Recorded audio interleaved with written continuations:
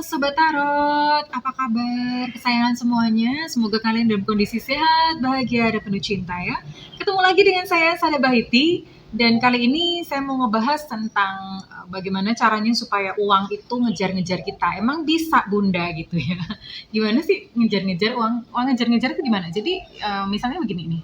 Contoh uang ngejar-ngejar adalah misalnya punya usaha apa gitu ya, punya satu usaha, punya apa ya, restoran gitu kan. Nah, misalnya restoran, eh, bagaimana sih uang ngejar-ngejar? Nah, restoran rame nih, rame, terus kemudian ketika makanannya udah habis, tempatnya udah mau tutup, itu masih ada aja yang datang ya. Bahkan mungkin ada kayak memaksa-maksa, satu aja ya, boleh nggak sih? Nah, itu artinya uang mengejar-ngejar karena rezeki datang. Atau misalnya eh, kayak saya misalnya ya, tarot gitu, tarot ya. Kan tarot itu kita punya kapasitas maksimal ya, misalnya satu hari 5 orang. Udah close satu hari 5 orang, masih ada yang minta maksa-maksa gitu. Tolong dong sisipin aja satu saya, satu saya. Nah itu artinya uang mengejar-ngejar, contohnya seperti itu. Atau contoh yang lain lagi, misalnya apa ya, misalnya dagangan gitu ya, dagangan sudah habis nih stoknya. Stoknya sudah habis tapi masih ada aja orang yang inden. Nggak apa-apa deh mbak, saya inden, nggak apa-apa deh gitu, masih inden. Padahal masih disuruh nunggu, harusnya logikanya orang nggak mau disuruh nunggu, tapi ini mau gitu loh. Jadi itu uang ngejar-ngejar, istilahnya uang ngejar-ngejar. Oke, lalu bagaimana sih caranya supaya uang itu ngejar-ngejar bunda? Yang pertama begini, sebetulnya di alam semesta ini ya, kenapa saya bilang kadang-kadang kayak jodoh, uang apa segala macam itu adalah gampang-gampang susah. Gampang karena ya sebetulnya memang gampang gitu ya. Susah karena begini, semesta ini kalau misalnya kita nggak minat sama sekali, nggak bisa datang. Jadi misalnya nggak minat dengan uang, yang masih punya pikiran bahwa oh nanti nanti dihitung-hitung di akhirat, terus kemudian punya uang itu nggak punya, jadi kaya raya itu nggak enak karena nanti malah jadinya dosa. Nah, paradigma seperti itu, coba orang-orang yang punya paradigma seperti itu, saya bisa katakan bahwa mostly kemungkinan besar kehidupan mereka itu kekurangan uang, ya, yang ngomong-ngomong seperti itu. Nah, tapi beda lain halnya dengan orang yang punya minat terhadap uang, ya, punya minat terhadap uang itu dia uang berdatangan. Tapi anehnya juga orang yang terlalu bernafsu mengejar uang itu uang malah menjauh. Jadi semakin bernafsu nggak kaya-kaya, uang menjauh ya.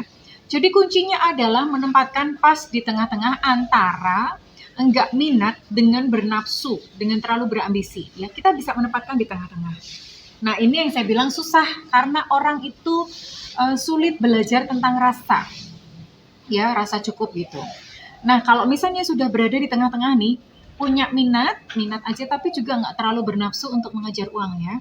Misalnya katakanlah sudah seperti itu. Lalu apa yang harus dilakukan? Yang pertama adalah tetapkan satu jumlah di mana jumlah itu adalah cukup untuk diri kita. Misalnya, aku merasa cukup kalau per bulan itu aku mendapatkan penghasilan 10 juta misalnya.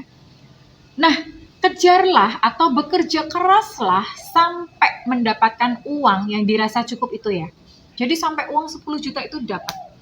Nah, ketika uang 10 juta itu dapat, ada masuk di rekening, kan kita merasa cukup, merasa udah tenang ya. Nah, pada saat merasa tenang itulah, coba perhatikan sendiri, nanti rezeki atau uang itu akan mengejar-ngejar, akan berdatangan dengan kayak semacam otomatis gitu ya. Jadi tambah banyak, tambah banyak, tambah banyak, semakin berdatangan. Caranya seperti itu ya. Jadi bekerja keraslah sampai menemukan satu jumlah yang dirasakan cukup per bulan. Maka kemudian nanti akan berdatangan semakin banyak dan dia akan otomatis, kayak semacam otomatis. Tentu saja melalui proses kerja ya. Tentu saja melalui proses kerja. Caranya seperti itu. Tapi kalau misalnya kita masih jumlah uang di rekening masih di bawah dari batas kebutuhan kita selama 1 bulan, itu belum akan ya, uang belum akan ngejar-ngejar. Kenapa? Karena sekali lagi bahasa semesta adalah rasa. Ya, ketika kita merasa cukup maka yang dipancarkan adalah keberlimpahan.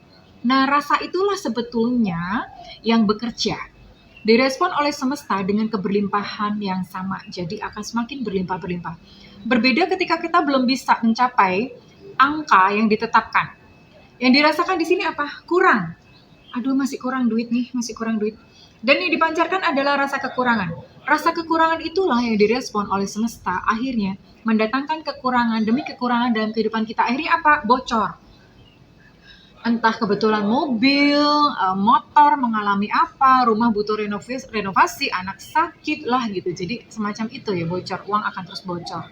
Nah, jadi kuncinya seperti itu, raihlah jumlah yang bikin tenang dulu. Dan itu diraih, nggak apa-apa bekerja keras kalau misalnya perlu kayak siang malam lembur-lembur, go ahead silahkan ya. Silahkan dicapai, tapi setelah mencapai batas itu dan hati tenang, maka perekonomian keuangan akan membaik dengan sendirinya. Kurang lebih begitu, selamat dipraktekkan. Terima kasih teman-teman kesayangannya. Kalau misalnya ini bermanfaat buat kalian semuanya, Bunda minta feedbacknya ya. Dan buat yang ingin melakukan personal reading, silakan hubungi nomor yang tertera di kolom deskripsi. Tentu saja berbayar sayangku, oke? Terima kasih kesayangan semua. I love you. Bye-bye.